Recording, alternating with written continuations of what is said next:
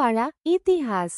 નમસ્તે મિત્રો, આજના આ લેખમાં આપ સૌનું હાર્દિક સ્વાગત છે।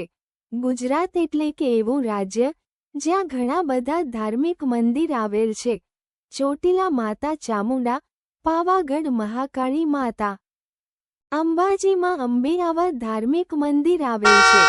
મિત્રો, આજની આ પોસ્ટમાં મીનાવાડામાં દશામાની વાત કરીશું, જ્યાં લાખોની સંખ્યામાં ભક્તો માં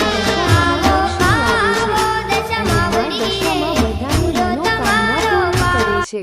આ મંદિર અમદાવાદથી 55 કિલોમીટર દૂર અને ડાકોરથી માત્ર 25 કિલોમીટર દૂર આવેલ છે। જેમ દરેક મંદિર સાથે પૌરાણિક કથા સંકળાયેલ હોય છે, તેમાં મંદિર સાથે પણ અમુક પૌરાણિક કથાઓ સંકળાયેલી છે। એક કથા મુજબ આજથી 700 વર્ષ પહેલા અહીંયા એક શહેર હતું જેનું નામ મીનળ હતું, જેથી વાણિજ્ય વ્યવહાર થતો હતો, પરંતુ એક ભયાનક પૂર આવતા આખું શહેર તણાઈ ગયું હતું। કહેવાય છે કે વર્ષો પહેલા શહેરની બહાર એક નદીમાં પથ્થર સ્વરૂપે મા દશામાં બિરાજમાન હતા। આજે જ્યાં દશામાનું મંદિર અને આ ગામનું ગામ મીનાવાડા પડ્યું।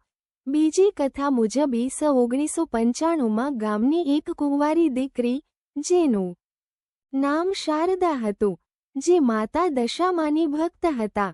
શ્રાવણનો મહિનો હતો, જે માતા દશામાના વ્રત કરતા હતા અને સાંજે આરતી પણ કરતા હતા। એક દિવસની વાત છે, જ્યારે શારદા ભેંસો ચરાવીને પાછા આવી રહ્યા હતા, ત્યાં અચાનક ભેંસો ઊંડા ખાડામાં પડી જાય છે। દીકરી હવે વલોપાત કરે છે। સાંજે માતા દશામાની આરતીનો પણ સમય થઈ ગયો હતો, તેથી દશામાને યાદ કરે છે અને તેમની ભક્તિ જોઈને મા દશામાં હાજર થાય છે, અને મા દશામાં આ